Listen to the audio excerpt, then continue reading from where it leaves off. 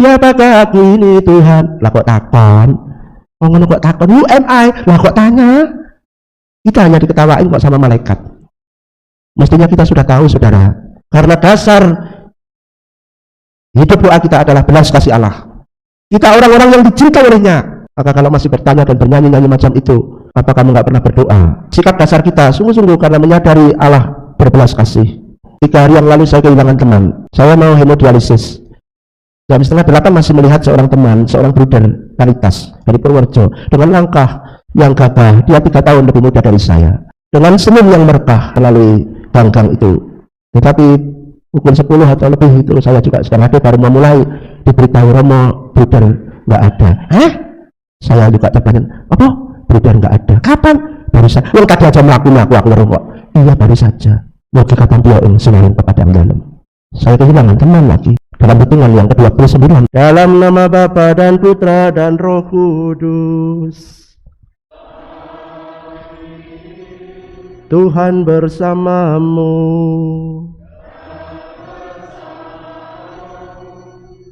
Saudara-saudari yang dicintai oleh Tuhan, selamat sore berkah dalam. Kristus adalah kekuatan dalam hidup kita. Juga Tuhan memperhatikan kita yang dengan sebulat hati menghadapnya, berdoa dengan tulus, menghayati ketidakpantasannya di hadapan Allah. Kita dipanggil melalui sabda Tuhan hari ini untuk mengandalkan hidup kita hanya kepada Allah. Firman Tuhan di minggu biasa yang ke-30 ini masih berkelanjutan dari pesan Tuhan di minggu yang lalu, yakni mengenai doa. Di minggu yang lalu kita diharapkan untuk berdoa tidak jemu-jemunya. Saya merenungkan kalau kita berdoa seperti mengayuh sepeda terus menerus hingga akhirnya sampai ke tujuannya. Tapi pernah ketika saya dulu mengayuh sepeda dari Jogja ke Purwokerto, waktu itu banyak kali mengalami kejenuhan sehingga di tengah perjalanan tergoda untuk bermalas-malasan, apalagi ketika panas terik, ingin sekali berteduh di bawah pohon rindang, angin semilir, kemudian bermalas-malasan, tidur-tiduran dan akhirnya tidur beneran. Dan ketika bangun badannya sakit semua. Ketika mau memulai mengayuh sepeda lagi sudah rasanya aras-arasan, rasanya berat, rasanya jenuh, lebih berat daripada mengayuhnya. Perasaan ini jauh lebih berat. Itu pengalaman saya. Yang saya menyadari pula hidup doa kita demikian pula. Sekali kita jatuh dalam kemalasan, kita akan berat untuk mengawalinya. Kita makin jauh dari Tuhan, kita makin merasa tidak lagi mampu berdoa. Bahkan tetaplah mengayuh. Seperti Santo Paulus juga mengatakan bahwa hidupnya itu dalam perjuangan menuju garis finish. Semoga kita pun kelak dapat mengakhiri pertandingan dengan baik dan mampu mencapai garis finish. Jangan belum finish wis mandek. Tadi dalam lagu pembuka juga belum akhir kok sudah mau berhenti di tengah. Untung ada yang tetap bablas saja dikentas terus. Orang waktu mandek kebantek di tengah. Ya mungkin hidup kita demikian pula. Pengen cepat mandek. Tapi kalau dipanggil Tuhan apa mau? Jangan dulu Tuhan. Kalau mau diminyak suci apa mau? Ya jangan. Tapi ketika kita tidak mempunyai gairah hidup, sepertinya itu hidup kok berat sekali. Hidup tak mau, tapi mati ya wegah. Baik, 2 hal ingin saya tawarkan untuk renungan. Yang pertama masih menimbang soal doa kita. Bagaimana kalau kita itu ketemu dengan orang, sementara kita sebetulnya udah bosen loh, ketemu lagi. Kita sebetulnya jujur nggak mau berjumpa dengan orang itu loh. Kalau rupanya tapi senep, namun nyatanya kan ketemu. Akhirnya apa yang terjadi? Ya basa-basi toh. Lalu mudah beralih, entah itu lalu lebih tertarik handphone atau lebih beralih untuk pembicaraan yang lain. Rasanya gelisah dan kurang jenak. Pernahkah Anda mengalami suatu kondisi macam itu? Kita nggak jenak ketemu orang ini. Mau nggak ngomong gimana, ngomong ya gimana. Lalu coba kalau itu diterapkan dalam hubungan kita dengan Tuhan. Bagaimana kalau Tuhan merasakan komunikasi dengan kita ya kayak gitu. Kita orang yang hanya basa-basi doang. Kita orang yang diajak komunikasi itu nggak nyaman, gelisah, nggak jenak. Doanya ya cepet-cepet. Kalau berdoa juga beralih kemana-mana pikirannya. Sudah seperti monitor itu bolak-balik ganti. Era digital jadi angka 0 itu bisa jadi 8 dengan sekejap, dari 7 dalam sekejap. Kita bisa memahami bagaimana ya Tuhan menghadapi kita yang model kayak gitu, yang sebetulnya nggak ingin ketemu, yang sebetulnya udah bosen. Berbeda kalau kita ketemu dengan orang yang sangat kita rindukan, orang yang sungguh-sungguh kita harapkan karena lama nggak ketemu. Kita juga bisa berharap bisa ngobrol banyak dengan dia, lalu ada kegembiraan yang meluap, komunikasi bertahan lama, nggak kerasa ngobrol lama sekali itu nggak kerasa nyaman sih. Beda dengan ngobrol tadi yang pertama itu rasanya bosen, hanya dijawab ya, oh ya, hanya gitu doang. Tapi kalau ketemu dengan orang yang sungguh kita rindukan, apalagi sudah lama ya kita nggak ketemu, wah asik sekali. Waduh, Romo sekarang di mana sih? Oh, saya tuh cari HP-nya, nomor HP-nya Romo, nggak ketemu-ketemu, tanya-tanya nggak ada yang tahu. Romo sih di mana? Ya saya di sini. Enggak, tugas di mana? Aku tuh sebetulnya pengen curhat banyak sekali. Wah, terus neridil ngantin jawar sampai sulit untuk diperbuat. Bahkan ketika sudah tidak bertemu masih terngiang-ngiang, masih ada dalam benak kita, wah betapa senangnya ya tadi ketemu dengan orang yang sudah lama tidak ketemu. Fokusnya masih itu saja. Dari dua gambaran itu, yang pertama yang A atau yang B, manakah relasi kita dengan Tuhan, hidup doa kita dengan Tuhan, komunikasi kita dengan Tuhan?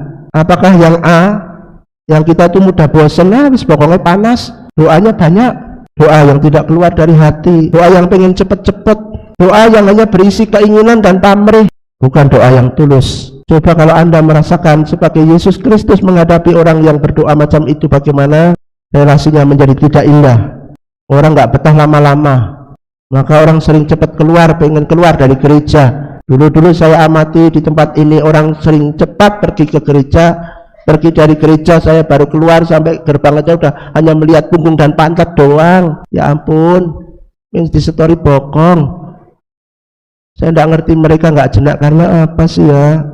Berbeda memang akhir-akhir ini, habis misa, habis doa, masih ada yang berdoa, masih ada yang lalu di luar, lalu merasa nyaman berrelasi dengan orang lain setelah mengalami relasi dengan Tuhan yang juga nyaman. Atau kalau kita mengamati orang-orang berziarah, sudah jauh-jauh perjalanan berangkat dari malam sampai tempat ziarah, doanya ya hanya sak plenyik, nggak ada 5 menit. Setelah doa apa? Foto-foto, bahkan setengah jam foto-foto sendiri. Habis itu apa? Ke tempat souvenir 45 menit, milah-milih. Nah, untuk Tuhan nggak ada 5 menit. Belum nanti rekreasi lah, itu yang pol-polan, pikniknya itu yang los. Rasanya hal itu tidak pas dalam hidup doa kita. Sabda Tuhan dalam Injil mengajak kita untuk menimbang doa kita macam apa, relasi kita dengan Tuhan macam apa, yang A atau yang B. Doa orang yang rindu sungguh-sungguh, yang nyaman sungguh-sungguh, doa orang yang sungguh-sungguh menaruh dan mengandalkan hidup pada Tuhan, atau orang yang mengandalkan dirinya sendiri. Itu yang pertama, menimbang doa kita. Yang kedua, kesadaran dasar doa kita itu apa toh? Belas kasih Allah. Saya garis bawahi belas kasih Allah. Kalau kita nggak menyadari belas kasih Allah, ya pantas doa kita model yang A, perjumpaan yang nggak intim, perjumpaan yang tidak bertahan lama. Tanpa belas kasih Allah, mana mungkin Anda dan saya sampai sekarang ini. Itu mestinya disposisi batin kita di hadapan Allah ketika berdoa. Siapakah aku ini Tuhan? Lah kok takon? Oh ngono kok takon? Who am I? Lah kok tanya? Kita hanya diketawain kok sama malaikat. Mestinya kita sudah tahu, saudara. Karena dasar hidup doa kita adalah belas kasih Allah. Kita orang-orang yang dicintai olehnya. Maka kalau masih bertanya dan bernyanyi-nyanyi macam itu, apa kamu nggak pernah berdoa? Sikap dasar kita sungguh-sungguh karena menyadari Allah berbelas kasih. 3 hari yang lalu saya kehilangan teman. Saya mau hemodialisis. Jam 7:30 masih melihat seorang teman, seorang bruder Karitas dari Purworejo dengan langkah yang gagah. Dia 3 tahun lebih muda dari saya, dengan senyum yang merekah melalui gang-gang itu. Tetapi pukul 10 atau lebih itu saya juga sedang ada, baru memulai diberitahu Romo bruder nggak ada. Hah? Saya juga terbanyak. Apa? Bruder nggak ada. Kapan? Barusan. Yang tadi aja melaku aku weruh kok. Iya baru saja. Mugi katampiya ing sunaring pepadang dalem. Saya kehilangan teman lagi. Dalam hitungan yang ke-29 ini sudah dimakamkan di Purworejo kemarin. Dari situ saya sungguh merasakan bahwa hidup ini sungguh karena belas kasih Allah. Sesudahnya saya masih bisa mampir ke ruang jenazah mendoakannya. Lalu saya pulang ke sini dalam cuaca hujan, dalam kondisi yang tidak nyaman. Tetapi sampailah juga ke tempat ini. Doa yang kupanjatkan berdasar pada belas kasih Allah. Tuhan masih memberikan hidup untuk saya. Tuhan berbelas kasih luar biasa. Saya harap dasar hidup doa Anda juga karena hidup Anda adalah belas kasih Allah, bukan karena Anda mampu untuk hidup dan mampu untuk menghidupi sendiri, sehingga tidak ada alasan sebetulnya untuk berdoa dalam keangkuhan seperti yang dikisahkan dalam Injil. Doa orang Farisi, doa yang angkuh, yang menilai buruk orang lain, menghakimi orang lain, si pemungut juga itu, dan merasa dirinya benar, padahal ternyata yang dibenarkan oleh Allah justru pemungut juga. Orang yang meletakkan dasar hidupnya pada doa dalam kerendahan hati, hidupnya akan lain sama sekali. Kalau orang susah menerima, mudah menolak, mudah marah, mudah mengkritik, menilai buruk orang, itu tanda yang jelas bahwa doanya nggak beres nih, hidup doanya nggak benar ini, perlu diservis dan masuk bengkel dulu. Mari, hidup kita sehari-hari adalah doa kita. Orang bisa memandang bagaimana doa kita, relasi kita dengan Tuhan, ya melihat saja dari hidup kita, kelakuan kita, pikiran kita, perbuatan kita. Marilah menyatakan misteri iman kita.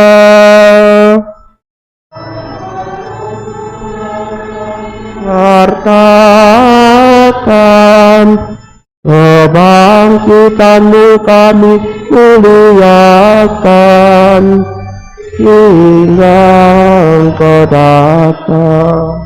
Kita akhiri dengan menerima berkat dari Tuhan. Tuhan bersamamu.